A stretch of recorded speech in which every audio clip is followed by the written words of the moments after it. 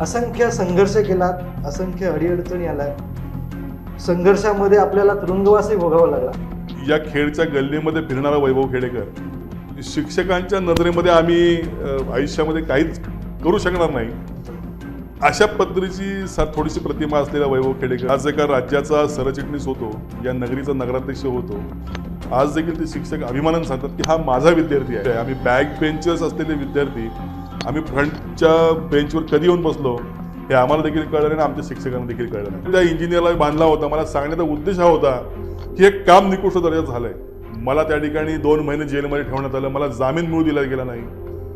परंतु मी जे बोलत होतो ते सत्यात उतरलं, कारण बहादूर शेख नाक्यावरचा ब्रिज त्या ठिकाणी कोसळला. आणि अजूनही तुम्हाला सांगतो, अजूनही हा 10 वर्ष हा महामार्ग होणार नाही. या राज्यामध्ये कुठलीही विचारधारा राहिलेली नाही, कुठलीही निष्ठा राहिलेली नाही.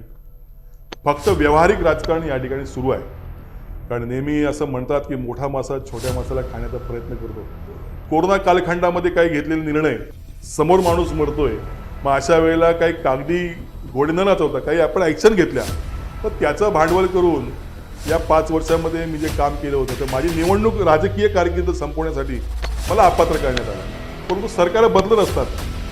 ह्यांच्या अशा या कारवायांमुळे सामाजिक जीवनात हटणार नाही, माझ्या रस्त्यावर मी बाजूला होणार नाही, माझ्या ध्येयापासून मी कधी परावर्तित होणार नाही. लोकांची सेवा मी करत राहीन. ती लाख संकट आली तरी माझ्या मुलाशी असलेलं ध्येय मी या ठिकाणी बाळगू नये आणि त्या ध्येयापर्यंत निश्चित या ठिकाणी पोहोचीन.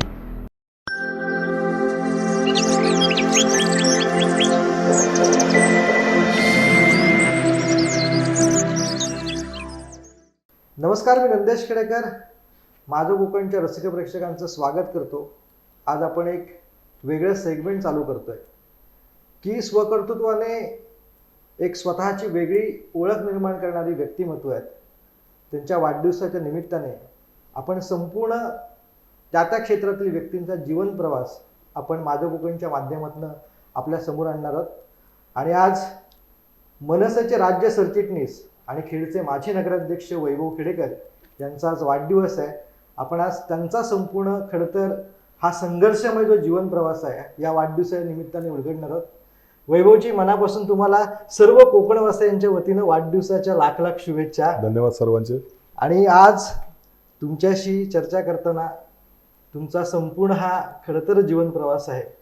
आज ज्या प्रकारे तुम्ही स्वतःला सिद्ध केलेत आणि आज राज्याच्या पटलावरती एक स्वतःचं एक आपल्या कोकणातलं विशेषतः खेडचं एक नेतृत्व आज महाराष्ट्रामध्ये मला पाहायला मिळते, याचा सार्थ अभिमान आम्हाला आहे. परंतु हा सगळा प्रवास सुरू असताना असंख्य संघर्ष केलात, असंख्य अडीअडचणी आल्या. संघर्षामध्ये आपल्याला तुरुंगवासही भोगावा लागला. पण मला टप्प्याटप्प्याने या सगळ्या विषयाकडे यायचं आहे. मला सुरुवातीला तुम्हाला संपूर्ण आमच्या कोकणवासियांना आतून एक उत्सुकता आहे की तुमचा प्रवास नेमका कसा आहे. तर मला सुरुवातीला तुम्हाला विचारायचं आहे की तुमचं बालपण नेमकं कुठे गेलं. तुमचं शालेय शिक्षण असेल आणि कॉलेजचं शिक्षण असेल तर या संदर्भात थोडीशी माहिती आम्हाला द्या. बघा, परत तर आपल्या सर्वांचं माझं कोकणचं मी मनापासून धन्यवाद मानतो की माझ्या 49व्या वाढदिवसाच्या निमित्तानं आपण माझी मुलाखत घेत आहेत. आणि पुढल्या वर्षी माझा सुवर्ण महोत्सवी वाढदिवस आहे. वयाची 50 पार करताना असं म्हणणार नाही की माझं हे सगळे परिपूर्ण झाले, परंतु माझ्या आयुष्याच्या एका मध्यावरती येऊन मी उभा आहे. आणि मग पाठीवळून बघितल्यानंतर एक लक्षात येतं की आपण आपला 50 वर्षाचा काळ एक झरकन निघून गेला. एक या खेळच्या गल्लीमध्ये फिरणारा वैभव खेडेकर आज एका राज्याचा सरचिटणीस होतो, या नगरीचा नगराध्यक्ष होतो आणि जनसामान्यांचा एक हक्काचा माणूस होतो. हा प्रवास जरी आपल्याला एका टप्प्यावरती वाटत असला तरी त्याच्यामध्ये एक संघर्षमय कहाणी आहे. बरं. या सोनाळीच्या आणि बाजारपेठेच्या गल्लीमध्ये फिरणारा आणि प्रत्येक उत्सवामध्ये आणि प्रत्येक ॲक्टिव्हिटीमध्ये हिरीने भाग घेणारा वैभव खेडेकर. माझं बालपण याच बाजारपेठेमध्ये, या सोनाळीमध्ये, याच थिएटरच्या गल्लीमध्ये माझं गेलं. माझं प्राथमिक शिक्षण हे कन्या शाळेमध्ये झालं. माध्यमिक शिक्षण माझं सहजीवन शाळेमध्ये झालं, हायस्कूलपर्यंतचं. 12वीपर्यंत शिक्षण तिथं झालं.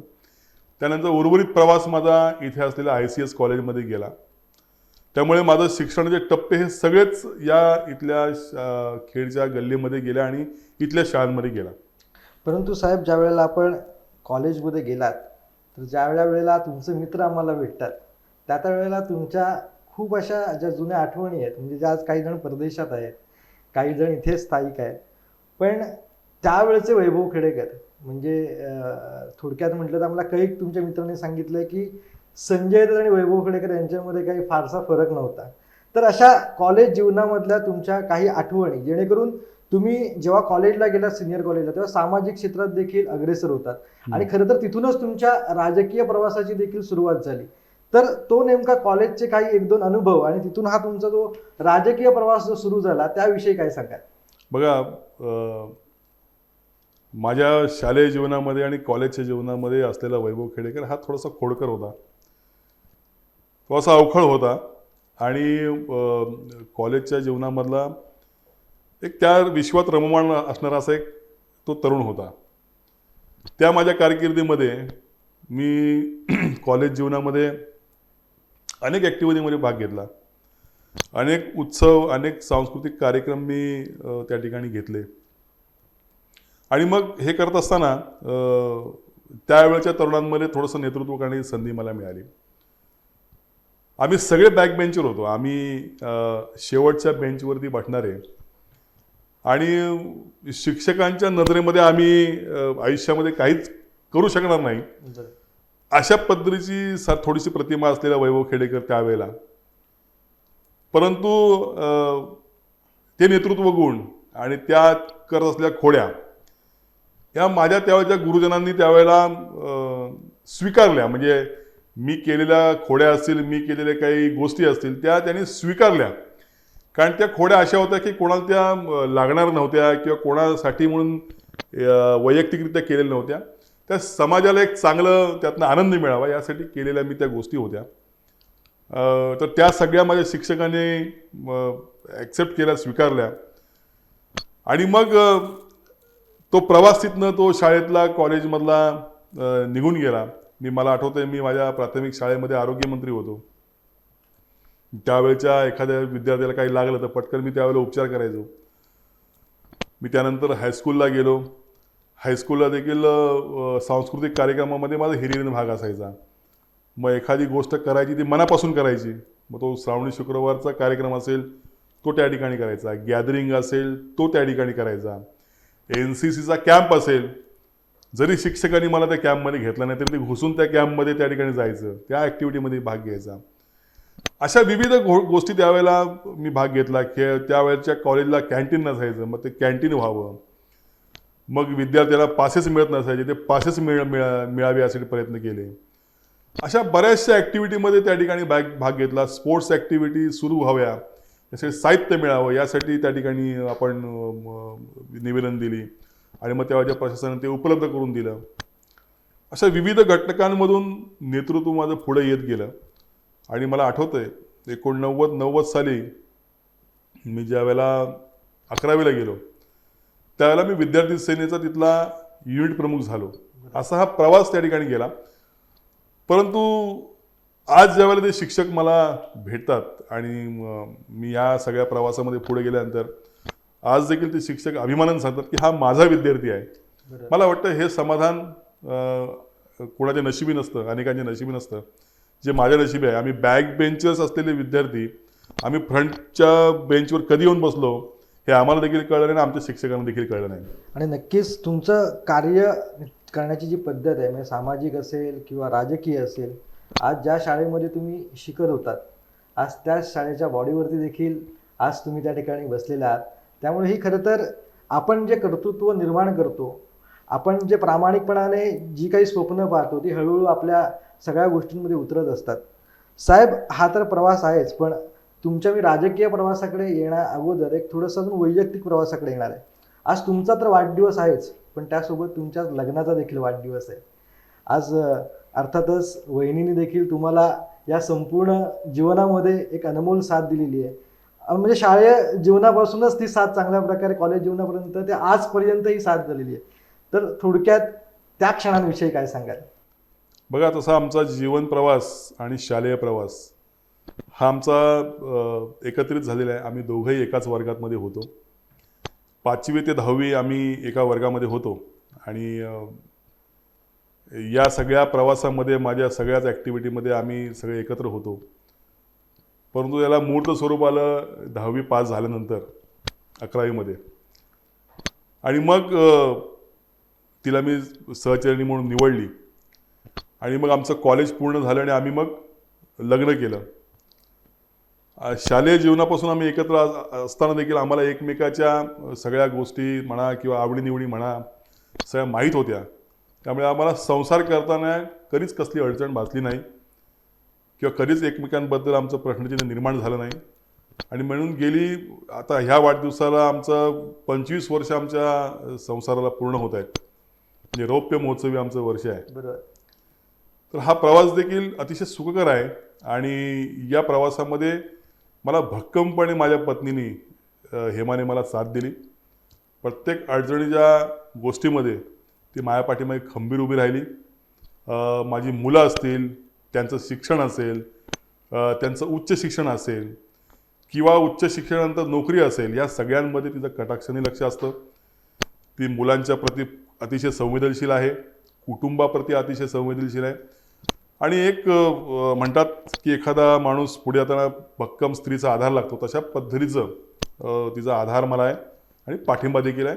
मी राजकीय जीवनामध्ये वावरत असताना माणूस राजकीय जीवनामध्ये कधी मोठा होतो तर घरच्यांची भक्कम साथ असेल त्यावेळेला.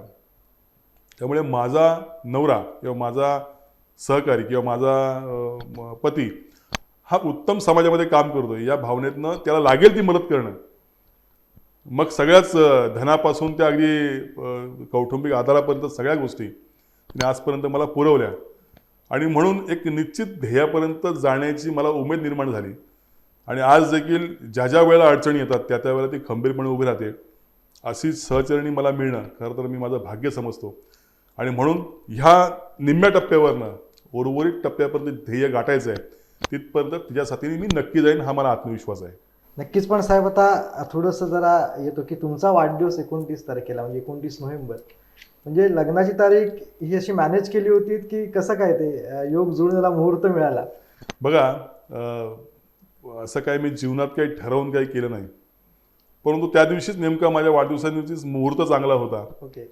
आणि मग आमचं ठरलं की बाबा लग्नही आपण त्याच दिवशी करू, म्हणजे दोन्ही वाढदिवस आपल्याला एकत्रित साजरा करता येईल. आणि 2 वाढदिवसाला खर्च जास्त होतो, तर एकाच वाढदिवसाला खर्च आपल्या एकाच खर्चामध्ये होईल, अशा पद्धतीची हे भावना मनामध्ये घेऊन याचा भाग सोडून द्या. परंतु त्या दिवशी मुहूर्त चांगला होता, त्यामुळे आम्ही लग्न केलं आणि माझा वाढदिवस आणि लग्नाचा वाढदिवस आमचा एकत्रित साजरा होतो, याचंही आम्हाला समाधान आहे. नक्कीच साहेब. आता तुमच्या राजकीय प्रवासाकडे आपण जरा पुढे निघून जाऊया की वैभव खेडेकर हे नेतृत्व असंच निर्माण झालं नाही. प्रचंड संघर्ष केला. ज्यावेळेला तुम्ही भारतीय विद्यार्थी सेनेमध्ये काम करत होतात त्यावेळेला एक तरुणांची फळी तुमच्या पाठीमागे उभी होती. एक साधारणतः तुमचे सर्व सहकारी, तुम्ही एकदा आदेश दिलात की त्या आदेशावरती काम करायचं आणि तुमच्या नवनवीन आंदोलनाला परत जिल्ह्यातनं पाठिंबा मिळत होता. म्हणजे तुम्ही STचं एक आंदोलन रत्नागिरीमध्ये उभं केलं होतं. तर त्या आंदोलनाविषयी मला जरा विस्तृतपणे ऐकेल, कारण हे तुमचं पहिलं आंदोलन होतं आणि ते पूर्णपणे गाजलं होतं आणि तिथून वैभव खेडेकर हे मुंबईपर्यंत पोहोचले होते. बघा, ज्या भागामध्ये राहतो, ज्या परिसरामध्ये राहतो, तिथल्या सगळ्या लोकांच्या समस्या सुटाव्या ह्या भूमिका सुरुवातीपासून माझी होती. आणि म्हणून विद्यार्थी सेनेचं ज्या वेळेला मी पद मला मिळालं त्यानंतर भूमिपुत्रांसाठी मी खूप आक्रमक झालो. कारण मी एका ह्या ठिकाणी पाहिलं होतं, मी साधारणतः अभ्यास केला होता की इथल्या ज्या MIDC असतील, इथल्या ज्या आस्थापना असतील, याच्यामध्ये स्थानिकांचा टक्का खूप कमी होता. आणि मग या कोकणामध्ये प्रतिभा असताना, शैक्षणिक पात्रता असताना देखील इथल्या उमेदवारांना त्या ठिकाणी नोकऱ्या मिळत नव्हत्या. तर मी आता अभ्यास केला की बाबा मग इथे नोकरी करतं कोण? तर मग परत जिल्ह्यातनं इथे सगळे विद्यार्थी येतात, तरुण येतात, परराज्यातनं येतात. मग ही सगळे आमच्या इथल्या भूमिपुत्रांच्या हक्काची जी काय रोजीरोटी आहे ही हिरावून घेतात. अशा पद्धतीचा ठाम मानस माझ्यामध्ये झाला. आणि म्हणून मग त्यावेळेची STची भरती होती, चालकांची भरती, चालक आणि वाहक. त्यावेळेला परप्रांतातनं, परजिल्ह्यातनं अनेक सगळे ते तरुण आले होते.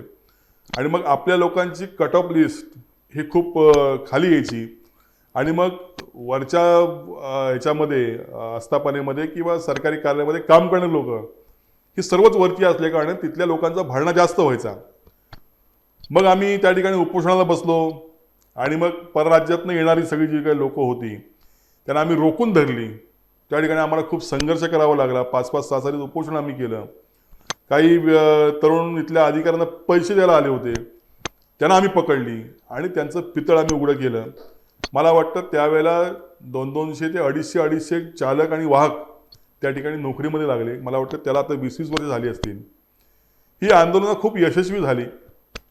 आज कधी एस टीमधनं प्रवास करताना एखादा कंडक्टर किंवा एखादा ड्रायव्हर अदबीने बोलतो आणि सांगतो की ही तुम्ही आंदोलन केलं म्हणून तर आमची आज ही नोकरी 20 वर्ष झाली.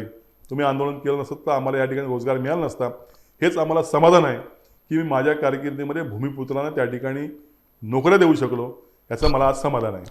याच विषयावरून साहेब थोडंसं पुढे येतो की मध्यंतरीच्या काळामध्ये ज्यावेळेला तुम्ही माननीय राजसाहेबांनी महाराष्ट्र नवनिर्माण सेनेची स्थापना केली आणि त्यावेळेला देखील तुम्ही बेरोजगारीच्या विषयामध्ये आक्रमक होतात की आता आजूबाजूच्या परिसरामध्ये लोटे MIDC आहे, तर त्या ठिकाणी ज्या कंपन्या होत्या ते परप्रांतीयांचे लोंढे त्या ठिकाणी भरले जात होते आणि माननीय राजसाहेबांनी देखील त्यावेळेला तो विषय उचलून धरला होता. मात्र वैभव खेडेकरांनी इथल्या तरुणांसाठी लोटे MIDC पूर्णपणे गाजवली होती की स्थानिकांना या ठिकाणी प्राधान्य मिळालं पाहिजे.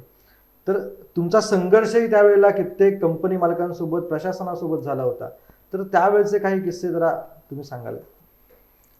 ज्या वेळेला मनसे निर्माण झाली, स्थापन झाली, त्यावेळेचा माझा तो अजेंडा कायम राहिला की इथल्या भूमिपुत्रांना न्याय मिळाला पाहिजे.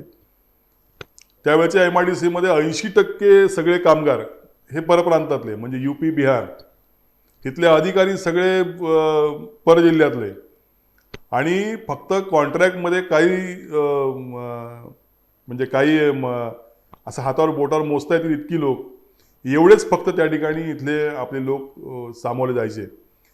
मला लक्षात आलं की ही सगळी एक चेन आहे आणि ही ब्रेक करणं आवश्यक आहे. मग त्यावेळेला मी तरुणांची सर्व फौज घेऊन त्या ठिकाणी प्रत्येक गेटवरती धडक दिली आणि मी त्या ठिकाणी चौकशी केली की तुमच्याकडे इथले स्थानिक लोक किती आहेत. तर पर्सेंटेज पाहिलं तर 5 ते 10% पण स्थानिक नव्हती. मग मी त्यांना अल्टिमेटम दिला की शासनाचा नियम आहे की 80% भूमिपुत्रांना नोकऱ्या मिळायला पाहिजेत. असं असताना देखील तुम्ही 80% बाहेरचे लोक या ठिकाणी घेता. जर का तुम्ही आमच्या लोकांना घेतलं नाही तर उद्यापासून तुमची कंपनी चालू येणार नाही, तुमचं गेट आम्ही बंद करू, गेट बंद आंदोलन करू.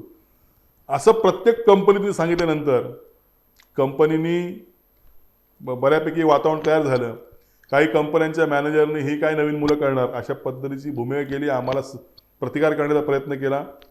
मग मनसे स्टाईलने त्यांना खळखटाक केल्यानंतर 2 कंपन्यांमध्ये एक भीतीचं वातावरण तयार झालं आणि ही दहशत असणं आवश्यक आहे.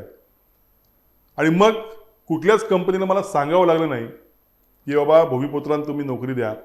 आज देखील त्या MIDCमध्ये इथल्या भूमिपुत्रांना नोकरी दिली जाते. इथले अनेक जे शिक्षित लोक आहेत त्यांना त्या ठिकाणी नोकरी आमच्या सगळ्यांच्या रेफरन्सवरनं दिली जाते. हा मात्र मुळात मला ही समाधानाची बाब आहे. आज आमची लोटे MIDC एक्सपान्शन होते, त्या ठिकाणी अनेक नवीन नवीन उद्योग येत आहेत. या उद्योगांमध्ये स्थानिकांचीच भरती व्हावी हा माझा या ठिकाणी सांगणं आहे आणि नक्कीच त्याचा विचार इथल्या लोटे MIDCचे लोक या ठिकाणी करतील. साहेब, यालाच धरून माझा अजून एक दुसरा प्रश्न आहे की आपण सध्याच्या परिस्थितीमध्ये पाहिलं तर कोकणामध्ये पर्यटन हा सर्वात मोठा विषय आणि या विषयावरती मी तुमच्याशी बोलणार आहे. मात्र आपण एक छोटीशी विश्रांती घेऊया, कारण आता वेळ झाली छोट्याशा विश्रांतीची. कोकणातील पर्यटनाविषयी इथे येणारे जे काही प्रकल्प आहेत त्या संदर्भात देखील वैभवजी आपल्याशी संवाद साधणार आहेत. मात्र तुम्ही कुठेही जाऊ नका, पाहत राहा फक्त माझे कोकण.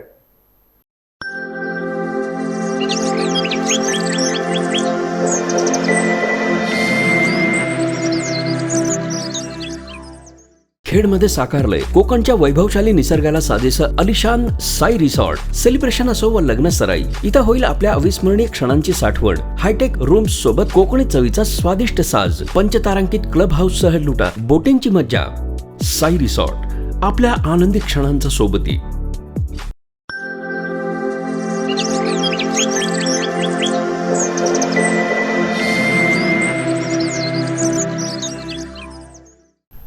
विश्रांतीनंतर पुन्हा एकदा आपल्या साऱ्यांचं स्वागत. आपण वैभवजी खेडेकर यांच्या वाढदिवसानिमित्त त्यांच्याशी संवाद साधतोय.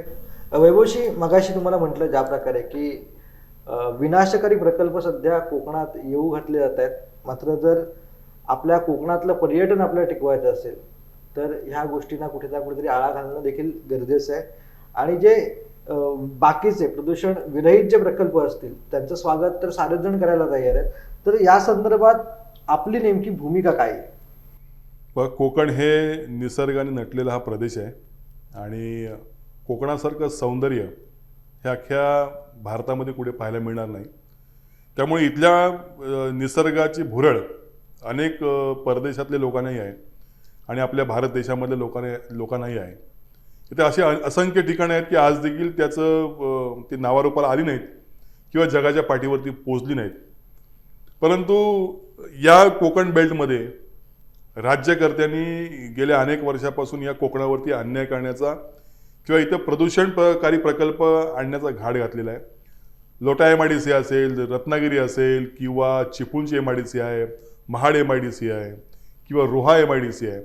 ह्या MIDCमध्ये अतिशय घातक रसायनाचे उत्पादनाचे प्रकल्प या ठिकाणी आणले गेले. हळूहळू त्याचा परिणाम आता कोकणावरती दिसायला लागलेला आहे. मग इथली निसर्ग संपत्ती असेल, इथली मत्स्य संपत्ती असेल, त्या ठिकाणी ती आता पूर्णपणे लयाला गेलेली आहे. त्यामुळे इथले माझे स्थानिक मच्छीमार असतील ते बेरोजगार झालेले आहेत. इथले माझे शेतकरी सगळे आता इथल्या आमच्या लोटा MIDCमध्ये आंबा येत नाही, इथे कुठली शेती पिकत नाही. आरोग्याचे प्रश्न देखील आता निर्माण झाले. आरोग्याचे प्रश्न निर्माण झालेले आहेत. सरासरी आयुर्मान लोकांची कमी झालेली आहेत. असं हे हळूहळू स्लो पॉयझन ह्या ठिकाणी पाहायला आपल्याला मिळत आहे. तर माझं आमच्या पक्षाची भूमिका, आमची सर्वांची भूमिका आणि तमाम कोकणवासियांची भूमिका अशी आहे की या कोकणामध्ये 720 किलोमीटरची आपल्याला किनारपट्टी लाभलेली आहे. त्या ठिकाणी अतिशय चांगले बीचेस आपल्याकडे आहेत, चांगली किल्ले आपल्याकडे आहेत, चांगली सुंदर ऐतिहासिक ठिकाणं आहेत. या सगळ्यांचा विकास या ठिकाणी व्हायला पाहिजे आणि प्रदूषणकारी नव्हे, प्रदूषण विरहित जे प्रकल्प असतील त्याचा आम्ही या ठिकाणी इथले स्थानिक म्हणून किंवा इथले नेते म्हणून किंवा इथले राज्यकर्ते म्हणून आम्ही या ठिकाणी त्याचं स्वागत करू. परंतु रासायनिक प्रकल्पांना आमचा विरोध राहील आणि तो आयुष्यभर कायम आमचा राहील. यानंतर साहेब आपण मुंबई गोवा हायवे हा सर्व कोकणवासियांचा सर्वात मोठा प्रश्न आहे आणि गेली कित्येक वर्ष हा प्रश्न चालू आहे. कारण मला आठवतंय की ह्या प्रश्नासाठी आपल्याला 1.5 महिने तुरुंगवास देखील भोगावा लागला.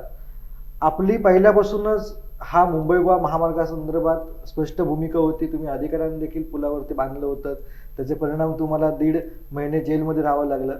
या संदर्भात काय सांगाल? कारण अद्यापही हा संपूर्ण हायवे रखडलेलाच आहे. बघा, या कोकणाला जर शाश्वत विकास व्हायचा असेल तर इथले रस्ते चांगले व्हायला पाहिजेत, इन्फ्रास्ट्रक्चर डेव्हलप व्हायला पाहिजे, इथे राहण्याच्या चांगली व्यवस्था व्हायला पाहिजेत, इथे चांगले फ्युएल स्टेशन व्हायला पाहिजेत, इथे चांगल्या जेवणाच्या व्यवस्था व्हायला पाहिजेत. परंतु दुर्दैवानं ते होताना ह्या ठिकाणी दिसत नाहीत. याला सर्वस्वी राज्यकर्ते जबाबदार आहेत. आज या कोकणामध्ये आमदार आहेत, खासदार आहेत, यांचा म्हणावा तसा आवाज संसदेमध्ये किंवा विधानसभेमध्ये आपल्याला दिसत नाही आणि त्याचेच परिणाम म्हणून 17 वर्ष मुंबई गोवा महामार्गासारखे म्हणजे महामार्गाचे प्रकल्प रखडतात. यासारखं दुर्दैव कोणतं आहे? म्हणजे यांच्या आवाजाला वाटाण्याच्या अक्षता ह्या विधानसभेत किंवा लोकसभेत लावतात आणि म्हणून एवढं डेअरिंग ह्या केंद्र शासनाचं होतं की 17 वर्ष हा आपला मुंबई गोवा महामार्ग होऊ शकत नाही. अंतर्गत रस्ते तर सोडाच, याला हे राज्यकारी जबाबदार. आणि म्हणून मी ज्या वेळेला हा मुंबई गोवा हायवे सुरू झाला त्याच वेळेला हे ठेकेदार या ठिकाणी बघितले, तेव्हाच माझ्या लक्षात आलं की हा आपला रस्ता हा अतिशय निकृष्ट दर्जाचा होणार आहे. आणि म्हणून सातत्याने माझा त्यामध्ये आवाज होता, सातत्याने त्या ठिकाणी माझं लक्ष होतं. परंतु हे सगळं राज्यकर्त्यांचं आणि इथलं प्रशासनाचं एक सिंडिकेट आहे की प्रकल्प आणायचे, ते आपल्या माथी मारायचे, त्याच्यावरती कोणी विचारायला गेलं किंवा त्यांच्या निकृष्ट दर्जावरती कोणी बोट ठेवलं तर त्याच्यावर विविध कलमाखाली गुन्हे दाखल करायचे आणि त्याला आत घालायचे आणि त्याचा आवाज बंद करून टाकायचा. मला आठवतं म्हणजे मी 2-2.5 वर्षापूर्वी 3 वर्ष झाली असतील, या ब्रिजवरचे सगळेच ब्रिज खराब झाला होता, रस्ता खराब झाला होता. आणि प्रातिनिधिक स्वरूपामध्ये त्या इंजिनियरला बांधला होता. मला सांगण्याचा उद्देश हा होता की हे काम निकृष्ट दर्जाचं झालंय, परंतु ज्यामध्ये राजकारण आलं, मी नगराध्यक्ष असताना मला त्या ठिकाणी 2 महिने जेलमध्ये ठेवण्यात आलं, मला जामीन मिळू दिला गेला नाही. परंतु मी जे बोलत होतो ते सत्यात उतरलं, कारण बहादूर शेख नाक्यावरचा ब्रिज त्या ठिकाणी कोसळला. म्हणजे मी जे बोलत होतो ते आज देखील त्या ठिकाणी ते सत्य दिसतंय. आणि अजूनही तुम्हाला सांगतो, अजूनही हा 10 वर्ष हा महामार्ग होणार नाही, अशीच काहीशी परिस्थिती या ठिकाणी आहे. याला सर्वस्वी हे इथले आमदार, इथले खासदार जबाबदार आहेत. यांना लोकांनी तर जाब विचारण्याची वेळ या ठिकाणी आलेली आहे. परंतु मनसे आक्रमक होणार पुन्हा एकदा, ज्या प्रकारे मागच्या वेळेला या हायवेच्या संदर्भामध्ये झाली होती? निश्चित होणार. बघा, हायवेवरती आमच्या साहेबांचं, राजसाहेबांचं देखील लक्ष आहे. त्यांनी देखील जागर यात्रा काढली. प्रत्येक ठिकाणी आमचे सगळे लोक प्रशासनाला जाग यावी म्हणून चालले. आता हे गेंड्याच्या कातडीचं सरकार आहे, त्याला जाग येते का झोपेचं त्यांनी सोंग घेतलेलं आहे. येणाऱ्या निवडणुकीत ते कळेलच. परंतु हा 17 वर्ष प्रकल्प रखडलेला असताना त्या ठिकाणी कोकण किनारपट्टीवरती कोस्टल हायवे सारखा, ग्रीनफील्ड हायवे सारखा प्रकल्प त्यांनी आणण्याचा घाट घातला आहे. मला वाटतं यांचे काहीतरी लागेबंदी असावे. त्या ठिकाणी प्रकल्पाची मोजणी करायची किंवा प्रकल्प आखायचा, आजूबाजूच्या जमिनी विकत घ्यायच्या आणि मग शासनाकडे त्याचे डबल डामडुप्पट पैसे घ्यायचे. मला वाटतं असे उद्योग ह्या ठिकाणी सुरू झालेले आहेत. मला वाटतं हा हायवे अर्धवट ठेवायचा, तोही अर्धवट ठेवायचा, स्वतः तुंबड्या भरून घ्यायच्या, अशी काहीशी परिस्थिती या राज्यामध्ये होताना पाहताना दिसते. परंतु ह्या सगळ्या जनता ह्यावर कंटाळलेली आहे आणि याच्यावरती निर्णय 2024ला या ठिकाणी होईल. साहेब, पण राजकीय विषयावरती आलोय म्हणून तुम्हाला एक प्रश्न मला विचारावासा वाटतं की सध्याची जी राजकीय परिस्थिती आहे, आज तुम्ही महाराष्ट्र राज्याचं नेतृत्व करताय, मनसे पक्षाचे तुम्ही राज्य सरचिटणीस आहात, पण आमच्यासारखे ज्या वेळेला तरुण या सर्व राजकीय घडामोडींकडे सध्या पाहतायत, तर त्यावेळेला हे राजकारण नसलेलं चालेल अशा प्रकारच्या भूमिका तरुणांमधून येत आहेत की प्रचंड तरुणांमध्ये नाराजगी आहे, संताप आहे, चीड आहे. तर एक तुमची या सर्व गोष्टींकडे भूमिका नेमकी काय आहे? बघा, राजकारणाकडे पाहण्याचा दृष्टिकोन प्रत्येकाचा वेगवेगळा आहे. परंतु एक 2.5-3 वर्षापूर्वी किंवा 5 वर्षापूर्वी परिस्थिती वेगळी होती. माझ्यासारख्या तरुणांना अनेक नेते साथ घालत होते की तुम्ही राजकारणामध्ये या आणि करिअर करा. अनेकांनी त्यांना साथही दिली. परंतु आजची परिस्थिती पाहता माझ्यासारखा तरुण राजकारणातला हा व्यथित आहे. ही जी परिस्थिती पाहून या राजकारणाकडे बघण्याचा दृष्टिकोनच बदललेला आहे. आज जी काय महाराष्ट्रामध्ये परिस्थिती चाललेली आहे ही लोकांना पसंत नाही किंवा त्यामुळे लोक दुःखी आहेत आणि नवीन तरुण वर्ग ह्या राजकारणापासून स्वतःला वेगळा करून घेण्याची मानसिकतेमध्ये आहे. या राज्यामध्ये कुठली विचारधारा राहिलेली नाही, कुठली निष्ठा राहिलेली नाही. फक्त व्यावहारिक राजकारण या ठिकाणी सुरू आहे. ज्या विचारधारेला लोक मतं देतात ती विचारधारा सोडून दुसऱ्याची सोरीक करणे आणि भिन्न टोकाचे मतभेद असलेले लोक एका रात्रीत एकत्र येणे, मला वाटतं याच्यामध्ये थोडेसे त्यांचे व्यावसायिक आर्थिक हितसंबंध असावे म्हणून ह्या गोष्टी होत असाव्या. परंतु ह्या सगळ्याला आता लोक कंटाळलेले आहेत आणि म्हणून या निवडणुकीमध्ये असणारा तरुण हा क्रांती घडवण्याच्या मानसिकतेमध्ये आहे. साहेब, ह्या गोष्टी तर आहेतच संपूर्ण, म्हणजे विषय भरपूर आहेत, परंतु सध्या राज ठाकरेंकडे देखील लोक आशेने पाहत आहेत. काय सांगा? निश्चित या राज्यामध्ये एक वेगळं नेतृत्व म्हणून सन्माननीय राजसाहेब ठाकरे यांच्याकडे पाहिलं जातं. जे आहे ते स्पष्ट आणि रोखठोक मांडणारा राज्यामध्ये एकमेव नेता या ठिकाणी आपल्याला पाहायला मिळेल. ज्यांनी ज्या ज्या गोष्टीची चर्चा जी या ठिकाणी भाकीतं केली, ज्या ज्या गोष्टी आपल्याला सांगितल्या, त्या कालांतराने सत्यात उतरलेल्या आपल्याला पाहायला मिळाल्या. त्यामुळे कुठल्याही भावनेचं राजकारण न करता स्पष्ट वक्तेपणाने महाराष्ट्राला दिशा देण्याचं काम सन्माननीय राजसाहेब ठाकरे करतायत. हे आता हळूहळू लोकांना पटायला लागलेलं आहे. त्यामुळे कुठल्याही जाती धर्मात न अडकता, कुठल्याही व्यावहारिक भाषेमध्ये न अडकता एक वेगळा दृष्टिकोन, ज्या अर्थी ते सतत त्यांच्या भाषणामध्ये म्हणत असतात की ह्या महाराष्ट्राने देशाचं प्रबोधन केलं आहे, तशाच पद्धतीचं प्रबोधन करण्याचं काम सन्माननीय राजसाहेब ठाकरे करतायत. आणि मला निश्चित खात्री आहे की आम्हाला यश या संदर्भात मिळेल.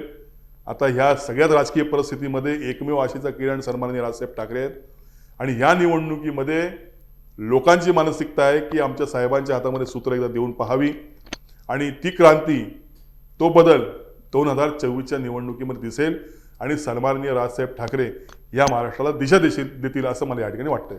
नक्कीच वैभवजी, अजून काही विषयांवरती तुमच्याशी बोलायचं आहे, मात्र आता वेळ झाली छोट्याशा विश्रांतीची. तुम्ही कुठेही जाऊ नका, पाहत राहा फक्त माझे Konkan.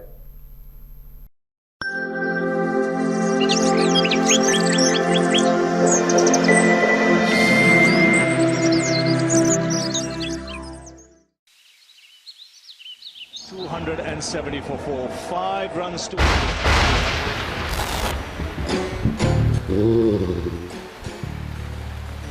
It would also mean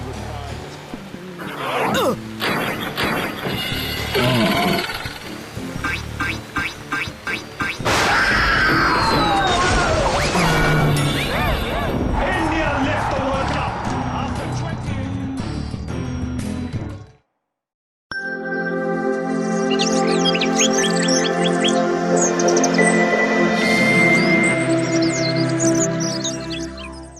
म्हणून एक वैयक्तिक माणूस म्हणून आणि मनसे पक्ष म्हणून नेमकी काय भूमिका आहे? बघा, या देशामध्ये, राज्यामध्ये ज्या वेळेला निवडणुका जवळ येतात किंवा सरकार बदलली जातात, त्यावेळेला अनेक प्रकारचे काही मुद्दे येतात. परंतु आता मराठा आरक्षणाचा विषय ह्या राज्यामध्ये चर्चेला जातोय किंवा एका वेगळ्या टप्प्यावरती येऊन पोहोचलेला आहे. आणि अनेक नेत्यांचे आपण ह्या ठिकाणी मुलाखती पाहिल्या असेल किंवा त्यांची भाषणं पण ऐकली असाल, तर मला वाटतं या राज्यामध्ये अराजकता माजायला फार वेळ लागणार नाही असं मला या ठिकाणी वाटतंय. आमच्या पक्षाची भूमिका या संदर्भात म्हणाल तर अंतरावली सराटीमध्ये सन्माननीय राजसाहेब ठाकरे जाऊन मनोज जरांगे यांना भेटून आले आणि त्यांना सांगितलं की याच्यामध्ये जर का कायदेशीर आरक्षण मिळवायचं असेल तर त्यासाठी मोठी प्रोसेस आहे आणि त्या पद्धतीने आपल्याला लढावं लागेल. परंतु राज्यकर्ते 100% तुम्हाला मी आरक्षण मिळवून देईन, छत्रपती शिवाजी महाराज शिवरायांची त्या ठिकाणी शपथ त्यांनी घेतली आणि मी यांना आरक्षण मिळवून देईन अशा पद्धतीने शपथ घेतली. अनेक लोक या संदर्भात ओबीसी समाजाचे नेते देखील आमच्यातलं ह्यांना आरक्षण देऊ नये अशा पद्धतीच्या भूमिकेमध्ये दोन समाजामध्ये या ठिकाणी दरी पडताना आपल्याला दिसते आहे. मी पण एक ओबीसी समाजाचाच कार्यकर्ता आहे आणि मी ओबीसी मधूनच या ठिकाणी नगराध्यक्षापर्यंत निवडणूक लढलो आणि जिंकून आलो. देशाची घटना लिहिली गेली आणि त्याची घटनेप्रमाणे आपलं देश चालतो. या घटनेप्रमाणे अनेकांना आरक्षण दिली गेलेली आहेत आणि ती आजतागायत अबाधित आहेत. या ठिकाणी आपल्या देशाच्या स्वातंत्र्याच्या पूर्वी किंवा स्वातंत्र्याच्या वेळेला जी परिस्थिती होती ती परिस्थिती 70-75 वर्षांनंतर बदललेली आपल्याला ह्या ठिकाणी पाहायला मिळतं. अनेक समाज या ठिकाणी आरक्षणातनं शिक्षण घेऊ लागले, अनेक ठिकाणी नोकऱ्यांमध्ये संधी मिळू लागली, अनेक ठिकाणी त्यांचं उन्नती झाली, अनेक समाज सधनतेकडे या ठिकाणी निघाला. मराठा समाजाची देखील परिस्थिती 70-75 वर्षापूर्वी वेगळी होती आणि 70-75 वर्षानंतर देखील आज त्यांची परिस्थिती वेगळी आहे. आज त्यांच्यातला देखील काही गोरगरीब समाज आहे, त्यांच्या संदर्भात त्यांचं म्हणणं आहे की आम्हाला आरक्षण मिळालं पाहिजे. आणि मी ओबीसी समाजाचे नेते म्हणा किंवा ओबीसी समाजाचं म्हणणं देखील आहे की बाबा त्यांना आरक्षण या ठिकाणी द्यावं, परंतु ओबीसी समाजाचं आरक्षणाला हात न लावता किंवा कुठल्याही समाजाच्या आरक्षणाला हात न लावता त्यांना हे आरक्षण देता येईल. आता हे आरक्षण देता कसं येईल? तर आरक्षण हे काय राज्य शासनाच्या हातामध्ये नाही किंवा राज्य शासन इथल्या कोणाच्या हातामध्ये, नेत्याच्या हातामध्ये नाही. त्यामध्ये आपल्याला घटना बदल करावी लागेल. जी देशाची घटना अनेक वेळा बदललेली आहे. तर आपल्याला 50%च्या याच्यामध्ये घटनेमध्ये आपल्याला 50%च्या पेक्षा आरक्षण देऊ नये अशा पद्धतीची अट घातलेली आहे. बिहारसारख्या राज्यामध्ये जवळजवळ 76% या ठिकाणी आरक्षण दिलं जातं. अनेक राज्यामध्ये 69-70% आरक्षण दिलं जातं. तर मला वाटतं या राज्यामध्ये पण द्यायला तसं काय हरकत नाही. आणि हे आरक्षण देताना या संसदीय घटनेत जर बदल करायचा असेल तर संसदेमध्ये विशेष अधिवेशन बोलवून त्या जे असलेलं सरकार आहे त्यांनी हे बिल या ठिकाणी आणायला पाहिजे. आणि मग या राज्यामधलाच मराठा समाज नव्हे तर मध्य प्रदेश असेल, राजस्थान असेल, जाट आहेत, गुर्जर आहेत, राजपूत आहेत, हे सर्वांनाच आरक्षण पाहिजे आहे. तर त्यांना सर्वसमावेशक आरक्षण देण्याची भूमिका ही केंद्र शासनाची आहे. त्यामुळे त्यांनी अधिवेशन बोलवून हे या ठिकाणी आरक्षण द्यायला पाहिजे. आज परिस्थिती अशी आहे की केंद्र शासन एका बाजूला आहे, त्या संदर्भात कोणी बोलत नाही. म्हणजे आपल्या इथले जवळजवळ 48 खासदार आणि 288 आमदारांचा आवाज केंद्र शासनापर्यंत पोहोचत नाही. मला वाटतं जर का मराठा समाजाला आरक्षण द्यायचं असतं त्यांना, तर मला वाटतं ह्या 48 खासदारांनी या देशाची संसद दणाणून सोडली असती. परंतु आज ते होताना दिसत नाही आहे. खरं तर या मराठा समाजामध्ये माझ्यासारखा ओबीसी समाजाचा माणूस या मराठा समाजामध्ये छत्रपतींना पाहतो आणि छत्रपतींचे वंशज असलेले किंवा छत्रपतींचे रक्त असलेली ही सगळी मंडळी यांना आरक्षण द्याव्या ह्या भूमिकेमध्ये मी आहे. त्यामुळे इतर समाजाच्या आरक्षणाला धक्का न लावता मराठा समाजाला आरक्षण द्यावं, ते कोर्टात टिकेल असं द्यावं, ते कायदेशीररित्या द्यावं आणि हा प्रश्न कायमस्वरूपी निकाल निघावा अशा पद्धतीची भूमिका या सगळ्या माझ्यासारख्या तरुणांची आहे. आणि जातीजातीमध्ये समाजामध्ये आज जे काही वातावरण चाललेलं आहे आणि आपला महाराष्ट्र जो काही अराजकतेकडे निघालेला आहे ते कुठेतरी थांबावं, ही भूमिका माझ्यासारख्या कार्यकर्त्याची या ठिकाणी आहे. नक्कीच साहेब, खरं तर ह्या गोष्टी होणं फार गरजेचं देखील आहे. साहेब, इथूनच थोडासा पुढे जातो कारण आपल्याकडे वेळ देखील थोडासा कमी आहे. ज्या वेळेला तुम्ही नगराध्यक्ष झालात, पक्षाची वाटचाल ज्यावेळेला सुरू झाली, पहिल्यांदा 4 नगरसेवक तुमचे खेडमध्ये आले, त्यानंतरच्या कालावधीमध्ये तुम्ही स्वतः जनतेतून नगराध्यक्ष म्हणून निवडून आलात. तुम्ही देखील सर्वांची इच्छा होती की वैभवजी खेडेकर उभे राहिले पाहिजेत आणि सगळ्यांच्या आग्रहाखातर तुम्ही उभे राहिलात आणि जनतेतून तुम्ही नगराध्यक्ष म्हणून त्या ठिकाणी निवडून आलात. कालांतराने एक मोठं संकट कोरोनाचं आपल्या संपूर्ण महाराष्ट्रावरती आलं आणि जगावरतीच ते सगळं संकट आलं आणि तिथून थोडंसं आपल्याला काही गोष्टी हात राखून कराव्या लागल्या. लोक घरातनं बाहेर पडायला देखील घाबरत होते. मात्र अशा वेळेला खेडचं नगराध्यक्ष वैभवजी खेडेकर हे सर्वांसाठी धावून जात होते. तर त्या वेळच्या काही आठवणी आहेत तुमच्या, त्या तुम्ही सांगाव्याशी एक इच्छा आहे. बघा, आता मी आयुष्याच्या 50शीकडे जात असताना जसे माझ्या पूर्वीची जी काही पिढी होती जी आम्हाला सांगायची की आमच्या कालखंडामध्ये प्लेग येऊन गेला, तसं आता आमच्या कालखंडामध्ये आम्ही आमच्या भावी पिढीला सांगू शकू की आमच्या कारकिर्दीमध्ये कोरोनासारखी भयंकर महामारी येऊन गेली आणि त्या महामारीचा सामना आम्ही केला. हे आता आमच्या पुढच्या येणाऱ्या तरुण पिढीला किंवा आमच्या नातवंडांना आम्ही सांगू शकू. खरं तर अशी वेळ कोणावरती येऊ नये, परंतु दुर्दैवाने आपल्या सगळ्याच देशावरती ही परिस्थिती आली आणि अशा परिस्थितीमध्ये काय करावं हे कुणाला सुचत नव्हतं. डॉक्टर देखील हतबल होते आणि आपल्या देशाची यंत्रणा देखील हतबल होती. ज्यांना जे जे सुचत होतं ती भूमिका प्रत्येकाने पार पाडली. मी देखील समाजामध्ये राहणारा एक कार्यकर्ता होतो आणि माझ्यातला कार्यकर्ता त्यावेळेला मला स्वस्थ बसू देत नव्हता. 2006ची निवडणूक असेल ती मी जिंकलो होतो, 2011ची जिंकलो होतो आणि 2016 साली कार्यकर्त्यांच्या आग्रहाखातर, जनतेच्या आग्रहाखातर मी निवडणूक लढलो आणि मग जनतेने मला भरभरून साथ दिली. मी जनतेचा उत्तराई होण्याचा प्रयत्न ह्या ठिकाणी केला. मी काय लोकांवरती काही उपकार केले नाहीत, मेहरबानी केली नाही. माझी जी ड्युटी होती ती मी केली. या राज्यामधलं पहिलं वर्ग नगरपालिकेचं कोविड सेंटर मी उघडलं, ज्या कोविड सेंटरमध्ये सर्व मोफत होतं. औषधांपासून ते जेवणापासून, नाश्त्यापासून, आणण्यापासून ते सोडण्यापर्यंत हे सगळं त्या ठिकाणी मोफत होतं. तिथं उपचार, औषधं मोफत होती. माझ्यात या आपल्या कोविड सेंटरमध्ये 500 ते 550 लोक उपचार घेऊन बरी होऊन घरी गेली. मी या नगरपालिकेचा दवाखाना कोविड काळामध्ये अद्ययावत केला. 1 कोटीच्या CSR फंडातनं मशिनरी त्या ठिकाणी आणली. जवळजवळ 2 ॲम्ब्युलन्स नगरपालिकेला मी आणल्या, ज्याची किंमत नाही म्हणजे ते 50 लाख रुपये आहे. लोकांनी मला औषधं दिले. मी त्या ठिकाणी वॅक्सिन सेंटर सुरू केली. या खेड शहर परिसरामधले जे काही लोक होते किंवा आजूबाजू तालुक्यातल्या लोकांनी वॅक्सिन त्या ठिकाणी घेतलं आणि सुटकेचा निश्वास टाकला.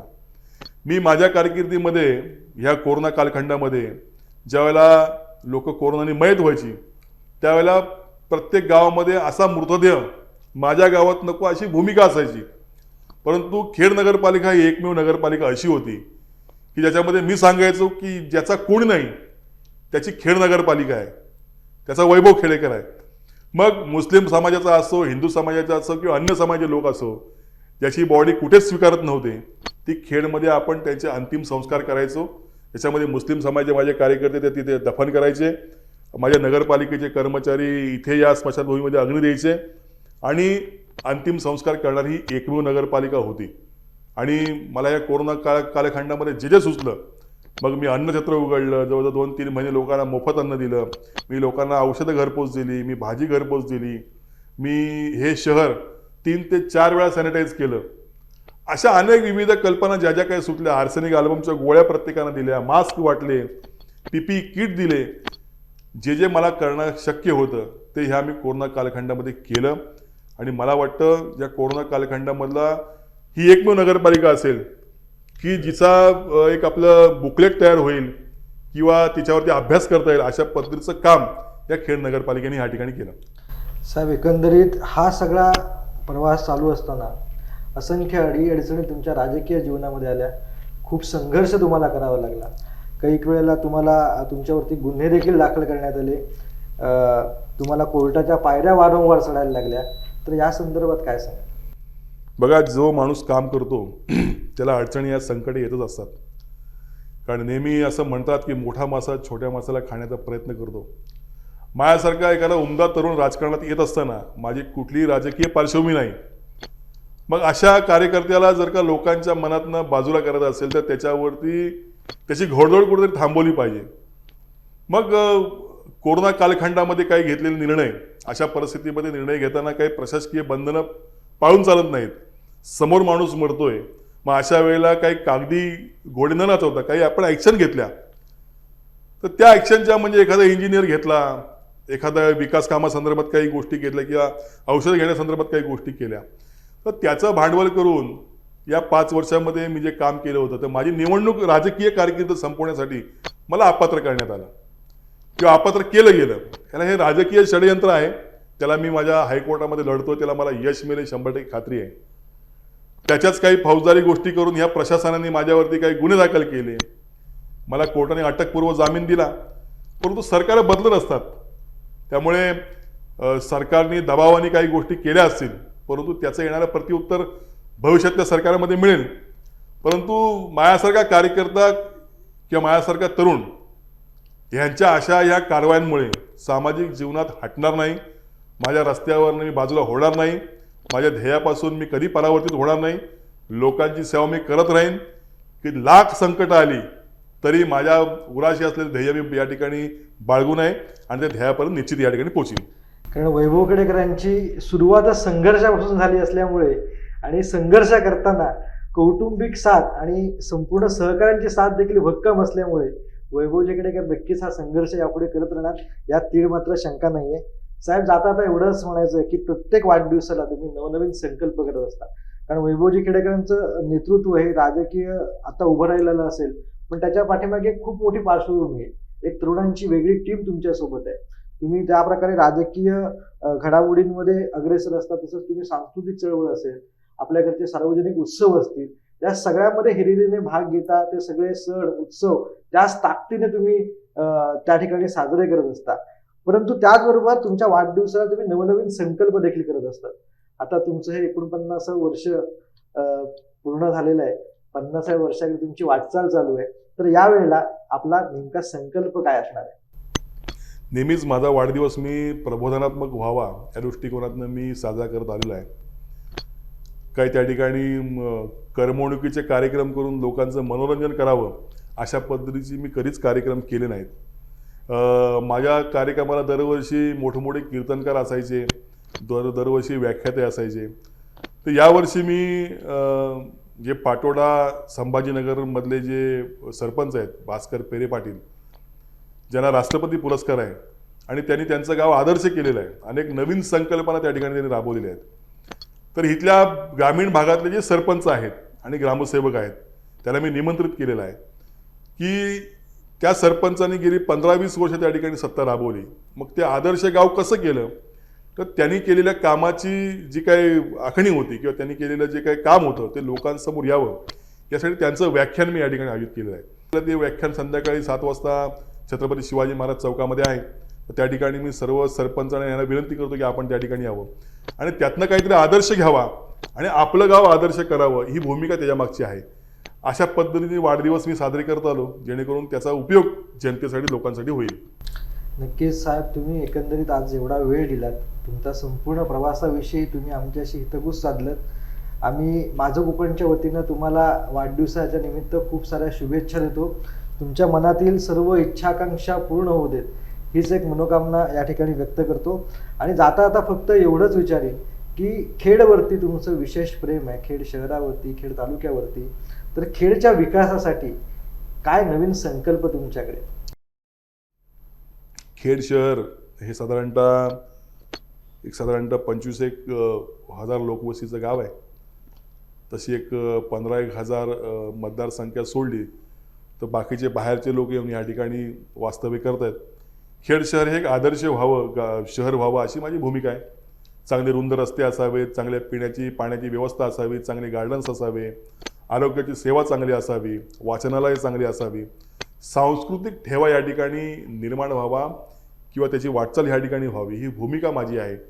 आणि म्हणून एक वेगळ्या पद्धतीचं, इथे आमच्या या खेडला काही समुद्रकिनारा नाही किंवा पर्यटनासंदर्भातल्या काही गोष्टी नाहीत, परंतु बाहेरचा पर्यटक ह्या शहरामध्ये थांबावा यासाठी काही थीम पार्क करता येतील का, यासाठी काही पर्यटनाची क्षेत्र निर्माण करता येतील का, अशा पद्धतीची भूमिका माझी ह्या ठिकाणी आहे.